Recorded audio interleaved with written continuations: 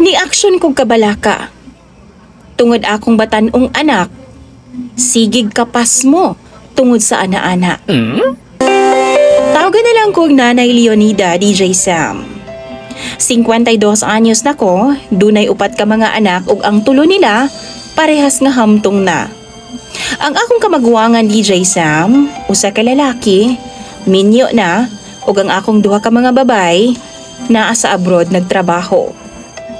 Ang akong problema karon kaning akong bunso nga tawgon na lang pod nato sa pangalang Junjun. Si Junjun, DJ Sam, 19 anyos pa lang ni. Wa pa gani mahuman sa senior high school. Grabe kabadlungon o gauyab-uyab na siya. Gidaladala na niya ning bayhana nga tawgon na lang nato sa pangalang Cyril. Pagkahuman niya sa senior high school ning bulan lang, wa naman mipauli ang babae sa ilaha, DJ Sam. Naana dinhi sa mo ang bay o galumlum na lang sila. Sigyan ako silang tawag kung mga una apan na dili man manumbaling.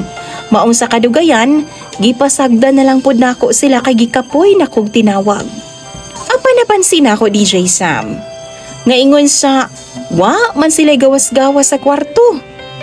Kung mugawas man gani mo kaon og maligo talag sarasab sa usa ka adlaw. Siguro sa usa ka adlaw, DJ Sam, dunay kausa or swerte na lang kung kaduha na ako sila makita nga mugawas sa kwarto. Sayod man gud sila, DJ Sam, nga magyaw-yaw jud ko kay lagi alang na ako buisit-buisit nang maglumlum aning bahay namo nga wa pa man sila'y kasal. Pungot man ko apan wa man pud sila manumbaling, DJ Sam.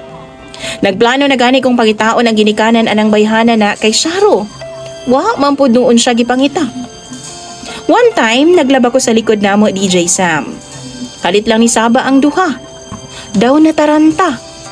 Dili daw magwanta ang kasakit sa ilang mga tiyan, DJ Sam.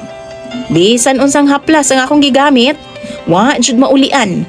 Maong gidana namo sa unahan namong manambalay. Nahimo pa ganing kabuang kay giingnan man nga ang sakit daw sa kong anak ug sa iyahang girlfriend. Napas mo tungod sa ana-ana. Ulcer, DJ Sam. Gipa-check up na mo o girisitahan sila. Sukad ni adto ginatuktok na gyud nako ang kwarto kada schedule sa kaon. Apan di gyud sila manggawas gihapon, DJ Sam. Maong napugos na lang kog abli og nakit-a nako nga nagsumpay pa jud ang tinai sa duha, DJ Sam. Hastang paita. Nag-orasyon na pud ay sila. Sukad ato, DJ Sam, wa na ko misulay pagsud sa ilang kwarto. Naglagot ko, DJ Sam. Wa gyud intaw nga pulan anang butanga. Pila na kabuan ni lumlum sa kwarto. Usahay, DJ Sam, lami na kayo i-post para makita na ako ang ginikanan anang bayhana aron makuha na nila ilahang anak. Mga bata pa man kaayo, DJ Sam, pero gauwag-uwag nagtaman. DJ Sam, og mga followers nimo. Unsa may buhato na ako aning bataan ni oy. Magsige naman lang og orasyon nga way kaon-kaon sa saktong oras. Naglibog na jud ko ani nila. Usahay makahuna-huna akong padlakan ang kwarto aron sa kusina na lang pud sila magpuyo. Mga sakit ning duha og balik, DJ Sam, ako man gihapon ning kargo. Maunang nabalaka jud ko pag-ayo. Tambagi daw ko ninyo sa angay na akong buhaton. Imong follower, DJ Sam, Nanay Leonida.